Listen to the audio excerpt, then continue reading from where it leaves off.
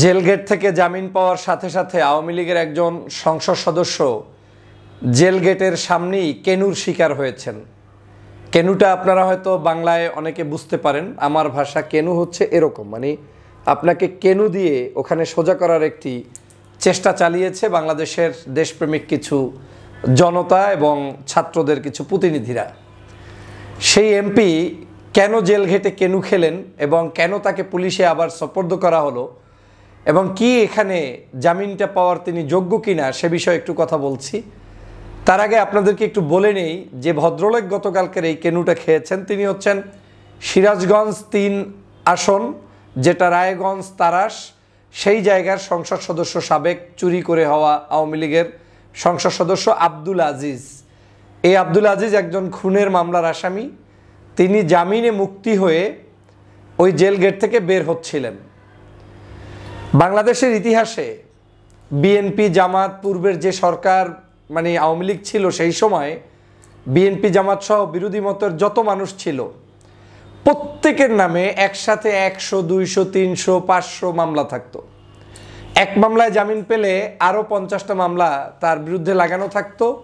তিনি কোনো অবস্থায় মামলায় জামিনে মুক্তি পাবেন না। আর আলেম ওলামা হলে তো কথাই নেই, যেটা আপনারা মামুনুর সাহেবের ক্ষেত্রে দেখেছেন। 43টি মামলায় তাকে রিমান্ডে নেওয়া হয়েছে, বিভিন্ন জুলুম নির্যাতন করা হয়েছে এবং এর চেয়ে কম বেশি আরও হতে পারে, কিন্তু জামিন তার কপালে হয় নাই। জামিন পেয়েছে পরিমণিরা। তা আমি যে প্রসঙ্গে কথা বলতে চাই সেটা হচ্ছে এই যে এমপি সাহেব জেল গেটের সামনে জনতাকে তাকে ধরতে হলো এবং তাকে কিছুটা হেনস্থা করার চেষ্টা তারা করেছেন, পত্রিকার ভাষ্য অনুযায়ী হেনস্থা। আওয়ামী লীগ কি আসলে এই জেল থেকে জামিন পাওয়ার যোগ্য কোনো দল, কোনো নেতা কি জামিন পেতে পারে? গত 16টি বছর পর্যন্ত কোনো ব্যক্তি বিএনপি জামাত করলে তার একটা মামলায় জামিন হলে কোনোদিন তিনি মুক্তি পেতেন না। দ্বিতীয় মামলা, তৃতীয় মামলা, চতুর্থ মামলা, এগুলো জেল ঘেটে দিতে দিতে দিতে দিতে দিতে দিতে একেবারে 40 মামলা হওয়ার পরে হয়তো কোনো একদিন আধা ঘন্টার জন্য জামিন পেলেও আবার মুক্তি পেতেন। আমার এখন মনে পড়েছে আরেকটি গল্প, মিয়া গোলাম পরোয়ার, জামাত ইসলামের সেক্রেটারি জেনারেল। আমার এখনও মনে আছে, আমি বহুবার তারে নিয়ে টকশো করেছি, তার এই ইস্যুটাকে নিয়ে। এই গোলাম পরোয়ার সাহেবকে জামিন দিত, আবার জামিন গিয়ে মানে গেটের সামনেই আবার তাকে অ্যারেস্ট করা হতো। এরকম করতে করতে করতে করতে তাকে জেলের মধ্যে খালি ঢুকাইতো, বের করতো, ঢুকাইতো, বের করতো। অনেক নেতার ক্ষেত্রে এই ঘটনাগুলোই ঢুকতো, আর অনেকের ক্ষেত্রে কোনো জামিন টামিনই নাই। ওই যা ঢুকছে ঢোকাই শেষ, বের হওয়া কোনোভাবে সম্ভব নয়। এবং এমনও নেতা আছে যারা জেল থেকে ঢুকেছে, মৃত্যু হয়ে বের হয়েছে, না হয় চূড়ান্ত জামিন হয়েছে 5ই আগস্টের পরে। কোন সাহসে আওয়ামী লীগের এই এমপি আজকের জামিন পায়? এটা হচ্ছে প্রথম প্রশ্ন। দ্বিতীয় প্রশ্ন হচ্ছে এরা কোন সাহসে জেল থেকে বের হওয়ার আবার ইচ্ছে পোষণ করে? যে নিজে খুনের মামলার আসামি, তিনি সেখান থেকে বের হতে চান কিভাবে? এর পরের প্রশ্ন হচ্ছে বাংলাদেশে জামিন পাওয়ার পরে এই আওয়ামী লীগের নেতারা এখন কিছুটা মানে কলার শার্ট টানা হেঁচড়া করার অভিজ্ঞতার সঞ্চয় করছেন, কিন্তু বাংলাদেশের ইতিহাসে পূর্বের যত রাজনীতিবিদরা ছিল বিভিন্ন সময় বিএনপি জামাতের, এই নেতৃবৃন্দ কোনোদিন কলার শার্ট তো দূরের কথা, জানটা বেঁচে থাকতো না। মিলিয়া চালি গুম হয়ে গিয়েছে, খবর নাই কোথায় আছে। আপনার এই আমানার আজমি, মীর কাসেম আলীর সন্তান আরমান, তাদের তো 8 বছর পর্যন্ত আয়নাগরের মধ্যে বন্দি রেখেছে। সাগর রনি কি কারণে শেখ হাসিনার বিরাগভাজন হয়েছেন তিনি এখনো 110 বার মনে হয় হয়ে গিয়েছে, তার ওই মামলার এখন পর্যন্ত পূর্ণাঙ্গ তদন্ত প্রতিবেদনই বের হয়নি। তো এই যে খুঁজ পাওয়া যাচ্ছে না, মেরে ফেলা হয়েছে, প্রতিটা মুহূর্ত যে গুম, খুন, অন্যায়, অত্যাচার, জুলুম চলতে থাকলো, সেই জায়গায় এই যে একটা কেনু, মাত্র একটা কেনু খেয়েছে, এই কেনুতেই আপনি অস্থির হয়ে যাচ্ছেন।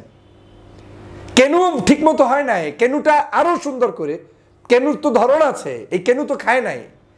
আওয়ামী লীগের এমপিরা বাংলাদেশের কোনো জায়গায় এখন তাদের জনতার সামনে, জনতার কাতারে দাঁড়ানোর কোনো অধিকার নাই, জামিন পাওয়ার কোনো অধিকার নাই। পাবে কি করে? তুই তো খুনি, খুনিকে আপনি কেন অধিকার দিবেন? কিন্তু তারপরেও তিনি কিন্তু জামিন পেয়ে মুক্ত হয়ে মুক্ত আকাশে ঘুরতে বের হয়েছিলেন। তবে এখানে একটা সিগন্যাল আমাদের কাছে স্পষ্ট হয়েছে, বাংলাদেশের জনগণ কিন্তু আওয়ামী লীগকে দেখতে চায় না। যেখানেই আওয়ামী লীগ আসবে সেখানেই জনগণ ঐক্যবদ্ধ প্রতিরোধ গড়ে তুলবে। আইন আইনের গতিতে চলছে, আইনের জায়গায় আইন প্রয়োগকারী সংস্থা আরও শক্ত যেভাবে হওয়া দরকার জনগণ সেটা এক্সপেক্ট করে, কিন্তু সব হয়তো হচ্ছে না। কিন্তু জনগণ কিন্তু সতর্ক যে আওয়ামী লীগ চুরি করবা, ডাকাতি করবা, খুন করবা, এরপরে জামিন পেয়ে এসে আবার খবরদারি করবা, সেই সুযোগ নাই। জনগণ আবার তাকে ধরে নিয়ে সেনাবাহিনীর হাতে, পুলিশের হাতে দিয়েছে। আমি সেজন্য জনগণকে ধন্যবাদ জানাই। কিন্তু আপনি যদি মব জাস্টিস বন্ধ করতে চান, যদি বাংলাদেশের সত্যিকার প্রকৃত অর্থে অপরাধীর সাথে কোনো মানুষের ধস্তাধস্তি হবে না এইরকম কোনো প্রক্রিয়া চালু করতে চান, তাহলে সবার আগে আপনার গাছের গোড়ায় পানি দিতে হবে। সেটা কি? সেটা হচ্ছে যারা যে অপরাধ করেছে সেই অপরাধের বিচার আপনার নিশ্চিত করতে হবে। যেমন আওয়ামী লীগের প্রতি আপনি মায়া কান্না দেখালে হবে না, তাকে জেলে থাকার কথা জেলে রাখতে হবে, যাকে ফাঁসির মঞ্চে পাঠানোর কথা ফাঁসির মঞ্চে পাঠাতে হবে, যাকে আপনার যাবজ্জীবন কারাদণ্ড দিতে হবে তাকে সেটাই দিতে হবে। এখন দুলামেয়ার মতো তারা হাঁটছে, হাতে রুলি পড়ছে। গতকালকে দেখলাম আমাদের কি বলে এই আপনার রুমিন না কি বলে, এই যে গ্রেপ্তার হলো একজন আপনার 116 জন আলেমের বিরুদ্ধে, তুরিন আফরোজ। এই তুরিন আফরোজ হাসছে। এই যে কয়েকদিন আগে কলাপাতায় শুয়ে আসছে কালামানিক, এরা এখনো তো বেঁচে আছে, বেঁচে আছে। বিশাল ভাগ্যের ব্যাপার। বাংলাদেশের আওয়ামী লীগ যেখানে বলেছে যে 10 লক্ষ লোক বাঁচবেই না, তাদের লোক বাঁচবে না, এবং আমরা বলি নাই, তারা বলছে, সেই জায়গায় কালামানিকরা পর্যন্ত শ্বাস প্রশ্বাস করছে, জেলের ভাত খাচ্ছে, আরামে দিন কাটাচ্ছে। দ্যাট মিনস বিশাল ভাগ্যের ব্যাপার। 5ই আগস্টের পরে এরকম একটা ভাগ্য সবার কপালে জোটে না। এই কালামানিকদের ভাগ্য অনেক ভালো। এরপরেও আপনি মব জাস্টিস করে চিল্লাপাল্লা করে লাভটা কি? বরং আমি মনে করি মব জাস্টিস বন্ধ করার প্রথম এবং প্রধান কাজটা হচ্ছে আইন শৃঙ্খলা আপনি সঠিকভাবে প্রয়োগ করেন। আমি বলছি না যে একজন চোর, ডাকাত, খুনি সে বিএনপি জামাত হলে মুক্তি পাবে না। তাকে যেভাবে আওয়ামী লীগের আমলে অন্যায়ভাবে জুলুম করা হয়েছে, অনেকের ক্ষেত্রে মিথ্যাচার করা হয়েছে, আপনি সে মিথ্যাচার করবেন না, কিন্তু অন্যায় হলে তাকে অ্যারেস্ট করবেন, তাকে মামলার আসামি করবেন। পাশাপাশি আওয়ামী লীগের সকল অপরাধী যারা চুরি, ডাকাতি, খুনের সাথে সম্পৃক্ত তাদেরকে জামিন কেন দিবেন, তাদেরকে বিচারের কাঠগড়ায় নিয়ে আসবেন, তাহলেই মব জাস্টিস বন্ধ হবে।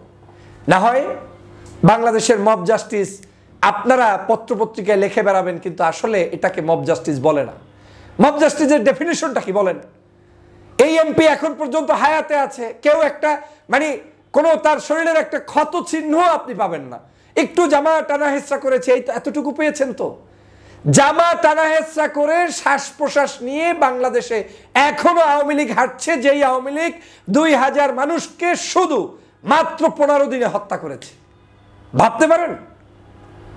এটা হচ্ছে উদারতা, আমাদের অতিরিক্ত ভালোবাসা। আমরা কিন্তু কোনো মানুষের অন্যায়ভাবে কারো উপরে জুলুম হোক সেটা চাই না, কিন্তু আজ বাংলাদেশে এই জুলুমবাজগুলোকে যখন জামিন দেওয়া হয় তখন সেই জামিনের বিপরীতে জনতা কিন্তু ফুঁসে উঠবে। তবে আওয়ামী লীগ সাবধান হয়ে যান।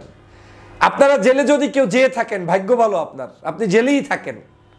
আপনার জন্য ওখানে হয়তো সরকার অনেক ভালো পোলাও, কোরমা, পায়েস, চিকিৎসা রাখছে, কিন্তু জামিন নিয়ে বের হওয়ার সাহস কিংবা ওই যে চট করে শেখ হাসিনার মতো কানাকাঞ্চি থেকে আসবেন সে স্বপ্ন ঘুরে বালি, সেই স্বপ্ন দেখতে যাবেন না।